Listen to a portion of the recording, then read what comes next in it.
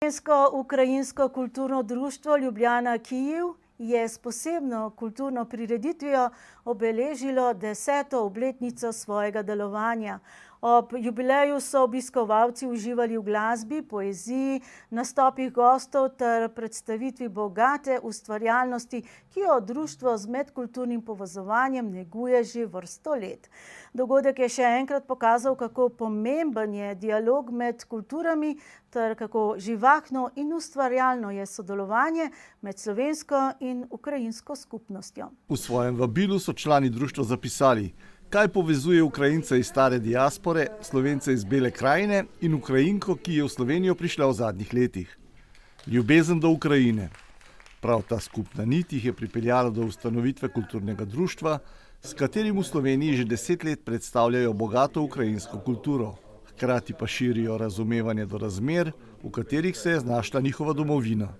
Z neomajno predanostjo pomagajo Ukrajincem, ki so v naši državi našli zatočišče, ter tako skozi kulturo, solidarnost in človečnost gradijo mostove med obema narodoma. Pomagamo tem ljudem, torej jaz konkretno predavam slovenščino, torej jaz sem tudi profesor slovenskega jezika, tako da sem se to naučil na filozofski fakulteti. In tako da odlično, torej vi ste tisti, ki pomagate in Slovenija konkretno in Evropa, tako da Ukrajinci se zelo dobro počutijo, tudi jaz sem se prej dobro počutil, ker jaz sem že 50 let tukaj. To je pač ena taka obljubljena dežela in ne more biti slabo v Sloveniji. Tudi da se Slovenci sploh sami ne zavedate, kaj imate in kaj bi dali Ukrajinci, da bi imeli Slovenijo, kot imate vi.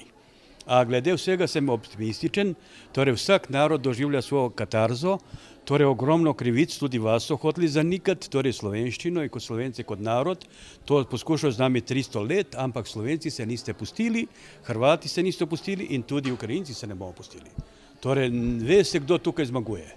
Torej, skratka, tvoje gene in tvoje nasledstvo ne more nobeno uničiti. Četudi smo Slovenci šli skozi podobno zgodovinsko izkušnjo, odcepitve od nekdanje velike skupne države, je zgodba Ukrajine veliko bolj boleča in dolgotrajna. Vi si ne predstavite, koliko ta vojna nam dvignila tudi tole pripadnost narodno. Tisti Ukrajinci, ki niso govorili ukrajinsko, ker takih je tudi veliko, veste, pri nas je bila rusifikacija kar močna, so začeli učiti ukrajinščino.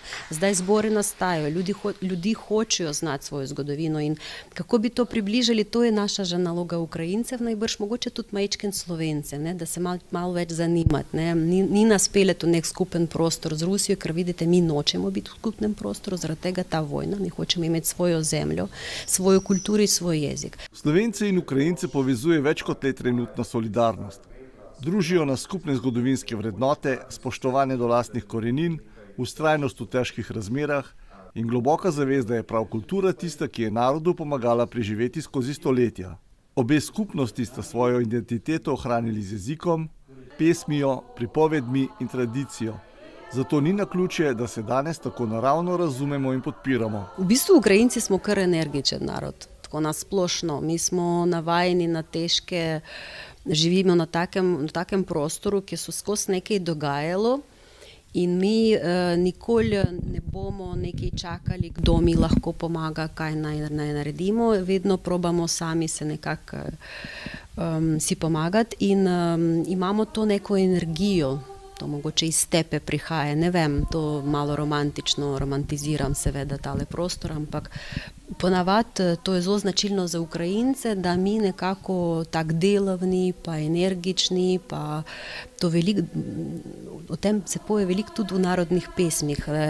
Glavna vrlina ukrajinske ženske ni bila lepota, ne glede na to, kaj se reče, ampak je bila prav tale, da si delaven. Ukrajinci se od svoje osamosvojitve še bolj zavedajo, kako dragoceni so njihov jezik, njihove pesmi in bogata tradicija, ki jih povezuje.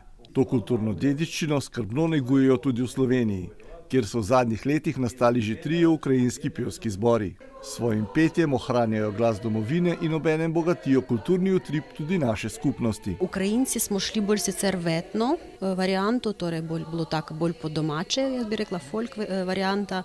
In prav tiste pesmi nas rešuje. Jaz pojem vsakič, ko sem slabe, dobre volje mi pojemo, ne glede na to, da nisem pevka.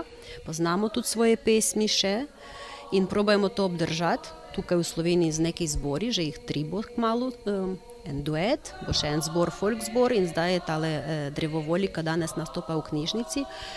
Tako da kultura in jaz mislim, da mi Slovenci imamo veliko več skupnega, kot si mislimo. Mogoče toliko se slabo poznamo med sabo in to čutimo Ukrajinci v Sloveniji kot eno dolžnost, da tudi pokažemo to našo kulturo, ki nekako ni toliko prikazana. In nam je žal, ker to je lepa kultura, lepa kuhinja, lepe pesmi, lepe tradicije. Na dogodku so obudili tudi spomin na to, kako so v Štanjelu postavili kip Tarasa Ševčenka, ki je za Ukrajince več kot pesnik, je simbol narodne identitete, kulture, jezika in upora. Njegovo delo je temelj moderne ukrajinske književnosti. Razlog postavitve kipa v Štanjelu pa je, da je tam deloval slovenski duhovnik, prevajalec in poznavalec slovanskih kultur Jože Abram, ki je v slovenščino prevedel pesmi Tarasa Ševčenka, še posebej izpostavljajo pesniško zbirko Kozbar, pa tudi ep Hajdamaki. Med najlepših prevodov na svetu ni poznal ukrajinščine, ampak za njega je to bilo logično. Tako kot je za enega našega Pavlička bilo logično Prešerna prevajati, torej ne da prevajaš, prepev je treba narediti, ne? In se pravi, nalogo bi moral imeti pod Svobodnim soncem, vi zelo dobro poznate to Slovenci, bi to nekako naj bi pripadalo Abramu, ampak ne, je rekel Krek, ti boš prevedel Ševčenka, a Finžgar bo prevedel oziroma napisal pod Svobodnim soncem.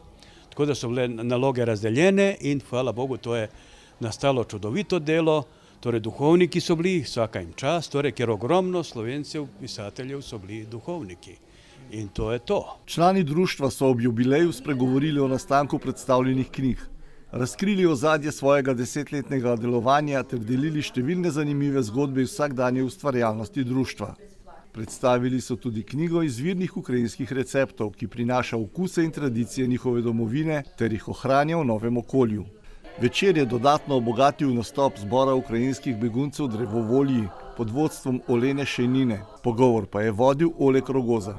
Ob koncu srečanja je prevladala želja, ki jo delijo vsi, da bi pesem res nekoč lahko preglasila orožje, tragična vojna utihnila in da bi se razseljene ukrajinske družine čim prej lahko vrnile v svoje domove.